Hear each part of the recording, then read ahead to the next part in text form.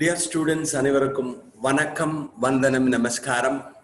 இன்னைக்கு பார்க்க போறது நம்ம ஜுவாலஜியில் அப்ளிகேஷன் ஆஃப் பயோடெக்னாலஜி அப்படின்னு ஒரு லெசன்ல ஹியூமன் இன்சுலின் அதை பத்தி மட்டும் பார்க்க போறோம். பயோடெக்னாலஜி அப்படின்னா உனக்கு தெரியும், நம்ம பாட்னியில படிச்சது, அதோட கண்டினியூவேஷன் இங்க.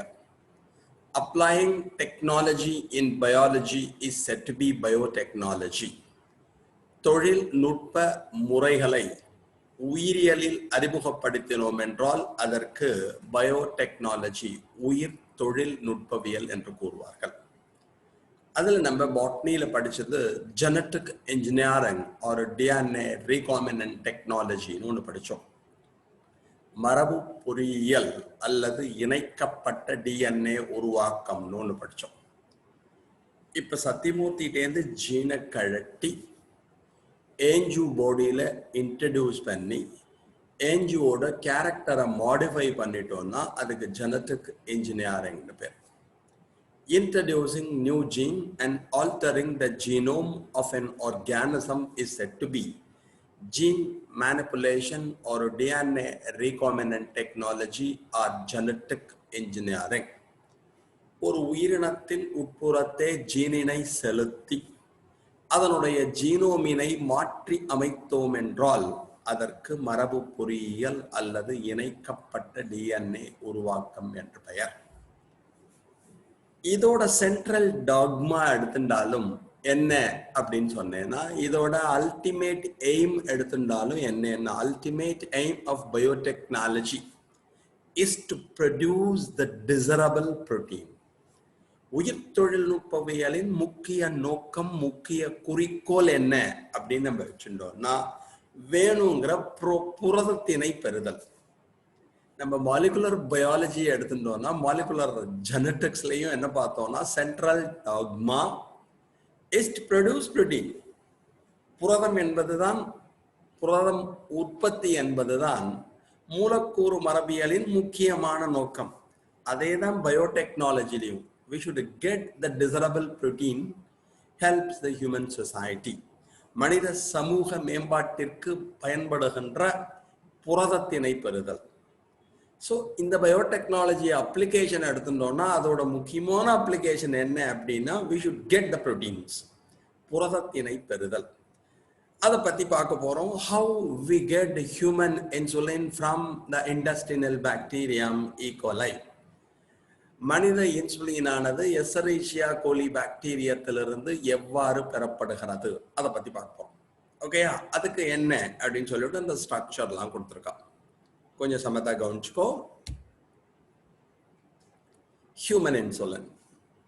ஹியூமன் இன்சுலின் போற சமயத்துல உனக்கு என்ன வேணும்னா, you should have some idea about the pancreas. கணையத்தை பற்றிய ஒரு அறிவு நமக்கு இருக்கிறது. 11ஆம் வகுப்பிலேயே நாம் இதை படித்திருக்கிறோம். டைஜஷன், செரித்தலிலும் படித்திருப்போம். எண்டோகிரைன் சிஸ்டம், நாளமில்லா சுரப்பி தொகுப்பிலும் படித்திருப்போம். நம்மளுக்கு டைஜஷன் வேண்டாம், செரித்தல் அவசியம் இல்லை, பேங்க்ரியாட்டிக் ஜூஸ் நமக்கு அவசியம் இல்லை. இந்த பேங்க்ரியாஸ் எடுத்துட்டோம்னா, இந்த பேங்க்ரியாஸை டியூவல் கிளாண்ட் என்று கூறுவார்கள். 2 வகையான சுரப்பி என்று அழைக்கப்படும். The exocrine part secrete the pancreatic juice and the endocrine part secrete the hormone insulin. நாளமுள்ள சுரப்பி பகுதியானது கணைய நீரினை சுரக்கும் pancreatic juice and the endocrine part is said to be islets of Langerhans. இதனுடைய நாளமில்லா சுரப்பி பகுதியினை நாம் லாங்கர்ஹானின் திட்டுக்கள் என்று அழைப்போம். வாத்தியார் திட்டுக்கூடாதுடா, லாங்கர்ஹானின் திட்டுக்கள், ஐலட்ஸ் ஆஃப் லாங்கர்ஹான்ஸ். அதில் ஆல்ஃபா செல் இருப்பா, பீட்டா செல்ஸ் இருப்பா, டெல்டா செல்ஸ் இருப்பா. நம்மளுக்கு பீட்டா மட்டும் போரும். அதில் 2 ஹார்மோன் செக்ரீட் ஆகும்னு பார்த்துருப்பேன். ஒன்றுக்கு பேர் இன்சுலின்னு பேர், இன்னொன்றுக்கு பேர் குளுகோகான்னு பேர். நமக்கு என்ன வேணும், இதை மட்டும் தெரிஞ்சுக்கலாம். ஐலட்ஸ் ஆஃப் லாங்கர்ஹான்ல பீட்டா செல்ஸ் இருப்பா. அந்த பீட்டா செல்ஸை கிரியேட் பண்ணக்கூடிய ஒரு ஹார்மோனுக்கு பேர் தான் இன்சுலின்னு பேர். So the hormone insulin secreted by the beta cells present in the islets of Langerhans of pancreas. கணையத்தில் உள்ள லாங்கர்ஹானின் திட்டுக்களில் காணப்படுகின்ற பீட்டா செல்கள் சுரக்கக்கூடிய ஒரு ஹார்மோனிற்கு இன்சுலின் என்று பெயர். ஓகேயா? What is the role of insulin? இன்சுலினின் பணி என்ன? இங்க டிஸ்ஃபங்க்ஷன் என்னங்கிறது அப்புறம் வரும். பணியை மட்டும் நம்ம பார்ப்போம். What is the role of insulin? The main function of insulin is to maintain the blood glucose level at 70 to 110 milligram per 100 ml. இன்சுலினின் முக்கியமான பணி நம்முடைய இரத்தத்தில் குளுக்கோஸின் அளவினை சீராக, சமமாக, ஒழுங்காக வைத்திருத்தல். நம்மள்ட்ட எவ்வளவு இருக்கணும்னா 70 to 110 milligram per 100 ml பிளட்ல இருக்கணும். அதை சீராக வைத்திருக்கக்கூடிய பணியினைத்தான் இன்சுலினானது செய்கிறது. எப்படி செய்வா அப்படிங்கறத நம்ம பார்க்க போறோம். இன்சுலினுக்கு வேற மாதிரி பேர் சொல்லணும்னா insulin is set to be hypoglycemic hormone. இன்சுலினானது ஹைப்போகிளைசமிக் ஹார்மோன் என்று அழைக்கப்படும். ஏனெனில் இரத்தத்தில் குளுக்கோஸின் அளவினை குறைக்க, சீராக வைத்திருக்க உதவும். எப்படி உதவும் சார்? இன்சுலின் என்ன பண்ணுவா? குளுக்கோஸை ஆக்சிடைஸ் பண்ணுவா. It is responsible for the oxidation of glucose. குளுக்கோஸை ஆக்சிஜனேற்றம் செய்கின்ற சமயத்தில் நமக்கு ஆற்றலானது கிடைக்கும். ஓகே. செகண்ட் என்ன பண்ணுவா? The glucose is converted into glycogen and it is stored in liver and muscles. அதிகப்படியான குளுக்கோஸ் ஆனது கிளைக்கோஜனாக மாற்றப்பட்டு கல்லீரலிலும் அதை போல தசைகளிலும் சேமித்து வைக்கப்படும். இது ஒழுங்கா ஃபங்க்ஷன் பண்றப்ப இங்க கொடுத்திருக்கிறது டிஸ்ஃபங்க்ஷன் வந்திருக்கா. ஒழுங்காக்கு நான் சொல்லிட்டு வரேன். மூணாவது என்ன பண்ணுவா? Glucose is converted into fat and stored in the adipose tissue. Glucose ஆனது கொழுப்பாக மாற்றப்பட்டு அடிப்போஸ் டிஷ்யூவிலே சேமித்து வைக்கப்படும். இதுதான் அதோட ரோல். ஸோ நம்ம எவ்வளவு சாப்பிட்றோமோ அதை ஆக்சிடைஸ் பண்ணி நமக்கு ஆற்றலை தருவார்கள். குளுக்கோஸை கிளைக்கோஜனாக மாற்றி தசைகளிலும் கல்லீரலிலும் சேமித்து வைப்பார்கள். It is stored in liver and muscles. And excess glucose is converted into fat and stored in the adipose tissue. It leads to obesity. மிக அதிகப்படியான குளுக்கோஸ் ஆனது கொழுப்பாக மாற்றப்பட்டு என்ன சொல்றதுனா அடிப்போஸ் திசுவிலே சேமித்து வைக்கப்படும். அப்பொழுது நாம் குண்டு புஸ்கனாக மாறிவிடுவோம். ஒபிசிட்டி, உடல் பருமன் ஆகிவிடும். இது இன்சுலின் ஒழுங்கா செக்ரீட் ஆனால் நடக்கும். பீட்டா செல் டிஸ்ஃபங்க்ஷன், இங்க டிஐஎஸ் இருக்கணும், டிஸ்ன்னு போட்டிருக்கா. டிஸ்ஃபங்க்ஷன், பீட்டா செல் சரிவர வேலை செய்யவில்லை, இன்சுலின் சரியாக சுரக்கவில்லை. அப்ப குளுக்கோஸ் ஒழுங்காக ஆக்சிஜனேற்றம் அடையாது, குளுக்கோஸ் கிளைக்கோஜனாக மாறாது, குளுக்கோஸ் ஃபேட்டாக மாறாது. Glucose is not properly oxidised, glucose is not converted into glycogen, glucose is not converted into fat. இதெல்லாம் நடக்கலைன்னா blood glucose level is increased. Hyposecretion of insulin leads to increase in blood glucose level.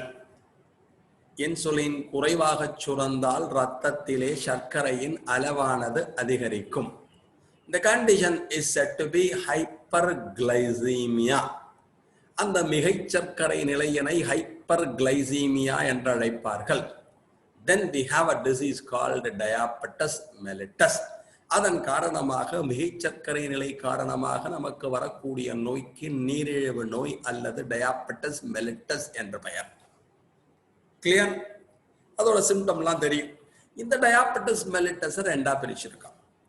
One is insulin dependent diabetes mellitus type 1. Insulin சார்ந்த diabetes mellitus னு சொல்லுவோம். அவங்களுக்கு என்ன ஆகும்னா beta செல் கம்ப்ளீட்டா destruct ஆயிடும், இன்சுலினே ப்ரொடியூஸ் ஆகாது, பீட்டா செல்கள் முழுமையாக அழிக்கப்படும். அது எதனாலேன்னு தெரியும், ஆட்டோ இம்யூன் டிசீஸ்னு சொல்லுவான், சுயத்தடை காப்பு நோய், செல்ஃப் டிஸ்ட்ரக்ஷன்.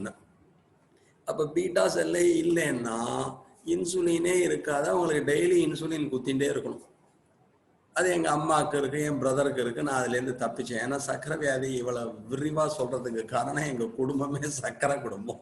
திதிப்பா இருப்போம்னு அர்த்தம் இல்லைன்னா we people are affected by diabetes. It's a heritable disease in my family. குடும்பத்துக்கே இந்த வியாதி இருக்கு. அப்ப என்ன அப்படின்னா இன்சுலினை குத்திட்டே இருக்கணும். அதுக்கு பேர் இன்சுலின் டிபெண்டன்ட் டயாபெட்டிஸ் மெலிட்டஸ் பேர். சொல்றதெல்லாம் நோட் பண்ணிக்கணும். முக்கியமா வாயில வடை சுட்டு இருக்கேன்னு நினைக்காத. You should write it down. நோட்டிலே எழுதி கொள்ள வேண்டும்.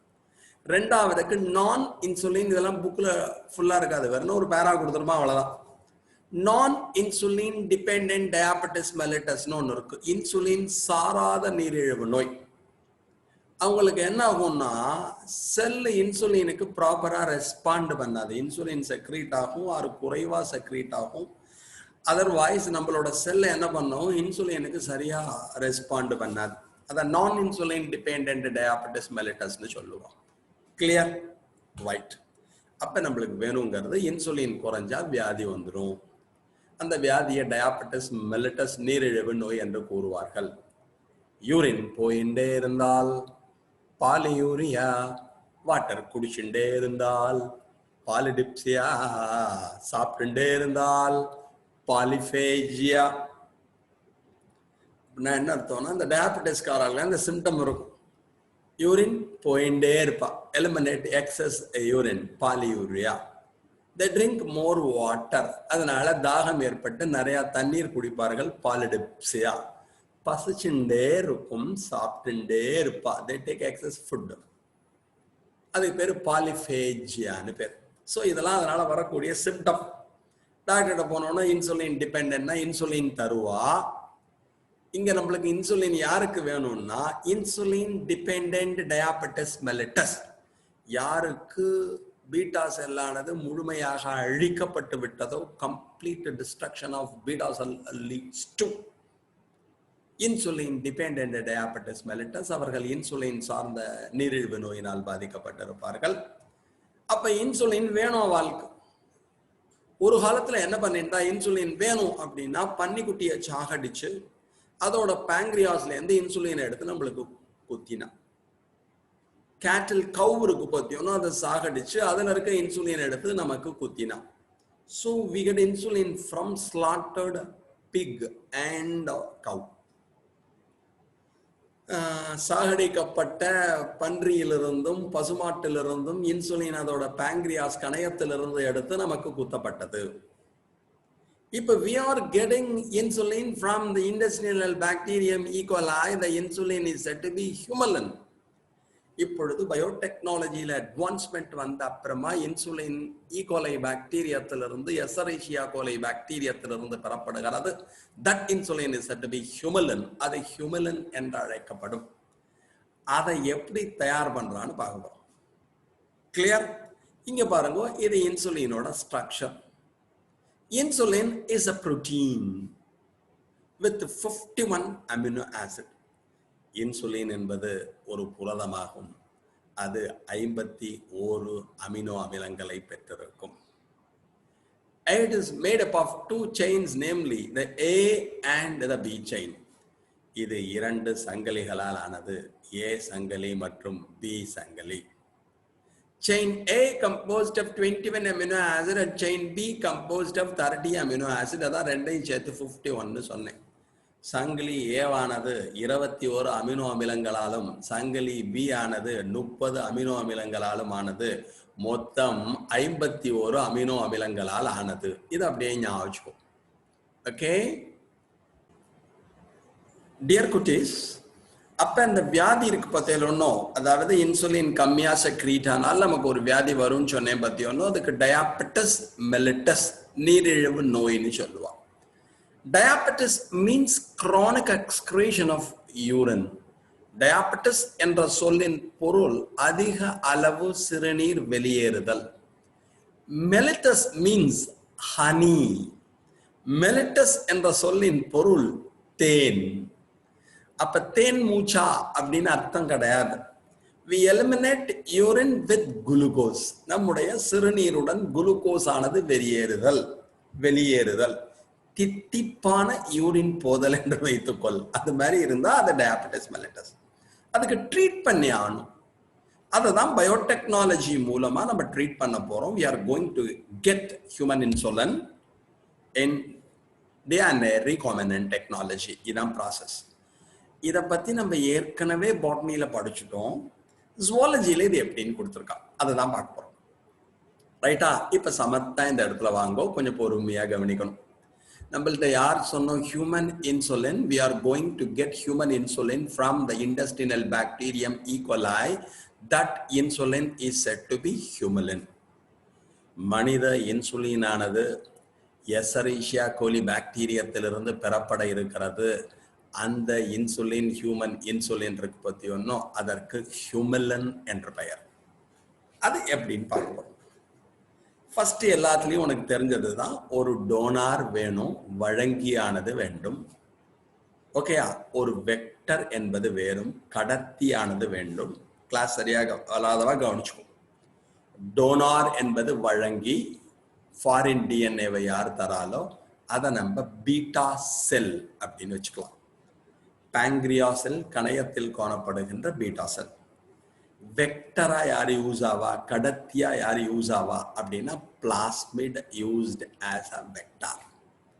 பிளாஸ்மிட்னா உனக்கு தெரியும், the non-genomic DNA or extracircular DNA present in the cytoplasm of the bacteria. பாக்டீரியாவின் சைட்டோபிளாசத்தில் காணப்படுகின்ற மரபுடன் தொடர்பற்ற டிஎன்ஏவிற்கு பிளாஸ்மிட் என்று பெயர். It is a very good vector, மிகச்சிறந்த கடத்தியாகும். The host, ஓம்புயிரியா யார் இருப்பானா, ஈகோலை இருப்பா. ஈகோலையோட ஸ்பெஷாலிட்டி என்ன அப்படின்னு உனக்கு தெரியும், அதுவே ஹோஸ்டா இருக்கும், அதுல இருக்க பிளாஸ்மிட் வெக்டரா இருக்கும்.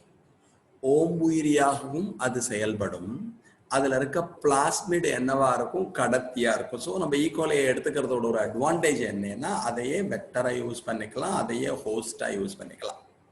இப்போ ஃபர்ஸ்ட் என்ன பண்ணணும், நம்மளோட பீட்டா செல் இருக்கு பாருங்கோல, பீட்டா செல், இதான் பீட்டா செல் வச்சுக்கோங்க. பீட்டா செல்லுலேருந்து டிஎன்ஏவை கழட்டி எடுத்து ரெஸ்ட்ரிக்ஷன் என்சைமை வச்சுண்டு we cut and remove the insulin producing gene. First என்ன பண்ணுவா, இந்த பீட்டா செல்லுலேருந்து டிஎன்ஏவை எடுப்பா, அதை ரெஸ்ட்ரிக்ஷன் என்சைம் மாலிகுலர் சிசர் வச்சு வெட்டுவோம். First, the DNA is isolated from the beta cell. The insulin producing gene cut and removed with the help of a restriction enzyme or a restriction endonuclease. Restriction enzyme வச்சு human insulin gene வெட்டி எடுத்துடுவோம். உனக்கே தெரியும், restriction enzyme act as a molecular scissor. அது மூலக்கூறு கத்தரிக்கோலாக செயல்படும். அப்புறம் என்ன பண்ணுவானா, இங்க ஓடி வருவா. எதுக்கு ஓடி வருவா, இதுதான் ஈகோலை பாக்டீரியாம்னு வச்சுக்கோ. அதுல இருக்க பிளாஸ்மிடை கடத்துவான். இதே ப்ளூ கலரை இங்க கொடுத்துருக்கலாம், மாத்திவிட்டான், வேற எதுவும் இல்லை. இது பிளாஸ்மிட் இருக்கு பத்தியோன்னா பிளாஸ்மிடை கழட்டுவான். அந்த பிளாஸ்மிடோட அந்த ஹியூமன் இன்சுலின் ஜீன் இருக்கு பத்தியோன்னா இதை சேர்க்கணும்னா இங்க ஒரு கேப் இருக்கணும். அதனால அந்த பிளாஸ்மிடை என்ன பண்ணுவா, they cut the plasmid with the help of restriction enzyme. Restriction என்சைமை வச்சு பிளாஸ்மிடை வெட்டுவா. வெட்டுறப்ப என்னாச்சு, you will get a gap, ஒரு இடைவெளியானது கிடைக்கும். இங்க என்ன பண்ணுவா, they fuse the insulin gene and the plasmid. வேற மாதிரி சொல்லணும்னா டோனரையும் வெக்டரையும் ஃபியூஸ் பண்ணுவா. வழங்கி டிஎன்ஏவும் கடத்தி டிஎன்ஏவும் இணைக்கப்படும். Now we get rDNA, recombinant DNA or hybrid DNA. இப்பொழுது நமக்கு இணைக்கப்பட்ட டிஎன்ஏவானது கிடைக்கும், rDNA. இந்த rDNAல என்ன இருக்கும்னு உனக்கு தெரியும். Now this rDNA with insulin producing gene. இந்த rDNAவில் இன்சுலினை உருவாக்கக்கூடிய ஒரு ஜீன் இருக்கும். இதை எடுத்து என்ன பண்ணுவா அப்படின்னா, நேரா எது உள்ள குத்திடுவா, திருப்பி ஈகோலையில குத்திடுவா. Now the rDNA is introduced into the system of E. coli. இந்த rDNA இன்சுலின் ஜீனோட இருக்கும், அதை அடுத்து ஈகோலையில குத்திடுவோம். What will happen? It undergo proliferation. 1 2 ஆகி 2 4 ஆகி 4 8 ஆகி ஃபெர்மெண்டேஷன் படிச்சோம் நம்ம பயோடெக்னாலஜியில. பெரிய ஃபெர்மெண்டேஷன் டேங்க்ல போட்டுடுவோம், பயோ ரியாக்டர்ல போட்டுடுவோம். உயிர் உலை கலன் நொதி கலன்னு பெருசா இருக்கும், அந்த இடத்துல போட்டுடுவோம். இங்க என்ன ஆகும், now the bacteria is genetically modified. It's a genetically modified microbe. அதாவது அயல் ஜீன்கள் புகுத்தப்பட்ட மரபு மாற்றி அமைக்கப்பட்ட ஒரு பாக்டீரியாவாகும். இதை எடுத்து ஒரு ஃபெர்மெண்டர் ஒரு பயோரியாக்டர்ல வளர்ப்பாங்க. நொதி கலன் அல்லது உயிர் உலை கலன்ல வளர்ப்பாங்க. The bacteria proliferate like anything. இது மிக விரைவாக செல் பெறுதலில் ஈடுபட்டு எண்ணிக்கையில் அதிகரிக்கும். இப்ப பாக்டீரியா மல்டிப்ளை ஆகிறப்ப அதுல இருக்க 6 டிஎன்ஏவும் மல்டிப்ளை ஆகும். அதுலதான் இன்சுலின் ஜீன் இருக்கு. இந்த இணைக்கப்பட்ட டிஎன்ஏவும் எண்ணிக்கையில் அதிகரிக்கும். அது என்ன பண்ணும்னா ஹியூமன் இன்சுலினை ப்ரொடியூஸ் பண்ணும். ஏன்னா இங்க என்ன இருக்கு? இன்சுலின் ஜீன் இருக்கு. Now E. coli possesses the insulin gene and it's a great human insulin. மரபு மாற்றியமைக்கப்பட்ட எசரீஷியா கோலையிலே இன்சுலினை உருவாக்கக்கூடிய ஜீன் இருப்பதால் அது இன்சுலினை உருவாக்கும். That insulin is said to be humulin. இந்த இன்சுலினை தான் ஹியூமுலின்னு சொல்லுவா. இதை தனியா எடுக்கணும், பிரித்தெடுக்கணும். We should separate extraction. Then we purify it. அதனை நாம் தூய்மைப்படுத்த வேண்டும். தூய்மைப்படுத்தினதுக்கு அப்புறமா we get human insulin. நமக்கு தேவையான இன்சுலின் ஆனது கிடைக்கும் என்பதை ஞாபகத்தில் வைத்துக்கொள். இதுல என்ன பிரச்சனை அப்படின்னா, சாதாரணமா நம்மளோட இன்சுலின் எடுத்துட்டோம்னா A and B 2 செயின் இருக்கும்னு சொன்னேன். இங்க ஃபார்ம் ஆனதுல என்ன இருக்கும்னா A செயின் இருக்கும், B செயின் இருக்கும், பிளஸ் C செயின் இருக்கும். இன்னொரு இழையானது அதிகமாக காணப்படும்.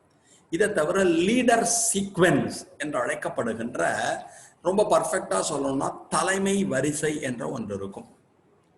அந்த லீடர் சீக்வென்ஸ் என்ன ஆகும்னா டிரான்ஸ்லேஷன் நடக்கிற சமயத்தில் நீக்கப்பட்டுவிடும். அதுக்கப்புறம் இந்த சி செயின் சொன்னேன் பத்தி ஒன்றும் அது வெட்டி எடுக்கப்பட வேண்டும். அதை நம்ம ரிமூவ் பண்ணிட்டோம்னா finally we get human insulin. Clear? அதாவது இது எல்லாம் இருக்கிறதுக்கு ப்ரோ இன்சுலின்னு பேர். நம்ம இன்சுலின் அப்படின்னா அதுல என்ன இருக்கணும்? ஏ செயினும் பி செயினும் இருக்கணும்னு முன்னாடி சொன்னேன். இதுல ஏ பி அது ரெண்டையும் கனெக்ட் பண்றதுக்காக சி செயின் இருக்கும். அந்த சி செயினை கட் பண்ணி ரிமூவ் பண்ணிடுவாங்க. It is removed. இதை தவிர லீடர் சீக்வன்ஸ் தலைமை வரிசைன்னு ஒன்று இருக்கும். அது டிரான்ஸ்லேஷன் ஒரு ப்ராசஸ் நடக்கின்ற சமயத்திலே டிரான்ஸ்கிரிப்ஷன் படித்தோம், டிரான்ஸ்லேஷன் படித்தோம். அந்த டிரான்ஸ்லேஷன் நடக்கிறப்ப இட் இஸ் ரிமூவ்ட். ரிமூவ் ஆயிடுச்சுன்னா finally we get the insulin. இந்த இன்சுலின் எசரீஷியா கோலையிலேருந்து கிடைக்கிறது. அதை எடுத்து நமக்கு இன்ஜெக்ட் பண்ணிட்டோம்னா that insulin is set to be Humulin. திருப்பி பொறுமையா சொல்லிட்டு வரேன், கவனிச்சுக்கோ. ஃபர்ஸ்ட் இதுக்கு டோனார் வேணும், வழங்கி. இந்த ஜீனை இன்சுலின் ஜீனை எடுத்துட்டு போறதுக்கு ஒரு வெக்டர் வேணும், கடத்தி. டோனாரா நம்ம யாரை வச்சுக்கிறோம்? பீட்டா செல்லை வச்சுக்கிறோம்.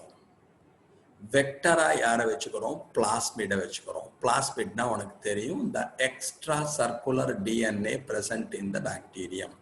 பாக்டீரியாவின் சைட்டோபிளாசத்தில் உள்ள மரபுடன் தொடர்பற்ற டிஎன்ஏவிற்கு பிளாஸ்மிட் என்று பெயர். Isolate the donor DNA and the vector DNA. வழங்கி டிஎன்ஏவானது எடுக்கப்படும், கடத்தி டிஎன்ஏவானது எடுக்கப்படும். The human insulin gene is cut and removed with the help of restriction enzyme. Restriction நொதியின் துணை கொண்டு இன்சுலின் ஜீன் ஆனது வெட்டி எடுக்கப்படும். Then the plasmid is cut with the help of restriction enzyme. Plasmid ஆனது restriction நொதியினால் வெட்டப்படும். Then there will be a gap. ஒரு இடைவெளி இருக்கும். Donor and the vector DNA fused with the help of DNA ligase enzyme. வழங்கி டிஎன்ஏவும் கடத்தி டிஎன்ஏவும் DNA ligase நொதியால் இணைக்கப்படும். We get rDNA with insulin gene. இப்பொழுது நமக்கு இணைக்கப்பட்ட டிஎன்ஏ இருக்கும், அதில் இன்சுலின் ஜீன் காணப்படும். It is introduced into the system of E. coli. இது மீண்டும் எசரீஷியா கோலையின் உட்புறத்தை செலுத்தப்படும். It undergo proliferation. Thus, genetically modified organism undergo proliferation in a bioreactor. உயிர் உலைக்கலன் அல்லது நொதிகலனின் உட்புறத்தை மரபு மாற்றியமைக்கப்பட்ட எசரீஷியா கோலையானது எண்ணிக்கையில் அதிகரிக்கும். It can proliferate. We get human insulin from the bacterium. அதுக்கு ஹியூமுலின் பேர். இது எப்படி இருக்கும் அப்படின்னா A chain, B chain, C chain, அதை தவிர உங்களுக்கு என்ன இருக்கும்? லீடர் சீக்வென்ஸ், தலைமை வரிசைன்னு ஒன்று இருக்கும். அந்த தலைமை வரிசையை ரிமூவ் பண்ணணும். அதுக்கப்புறமா அந்த சி செயினை ரிமூவ் பண்ணணும். ரிமூவ் பண்ணிட்டோம்னா வி கெட் ஹியூமன் இன்சுலின். இதான் தெரிஞ்சுக்கணும். இதை தான் நமக்கு இப்போ டயாபெட்டிக் பேஷண்ட்டுக்கு என்ன பண்றா?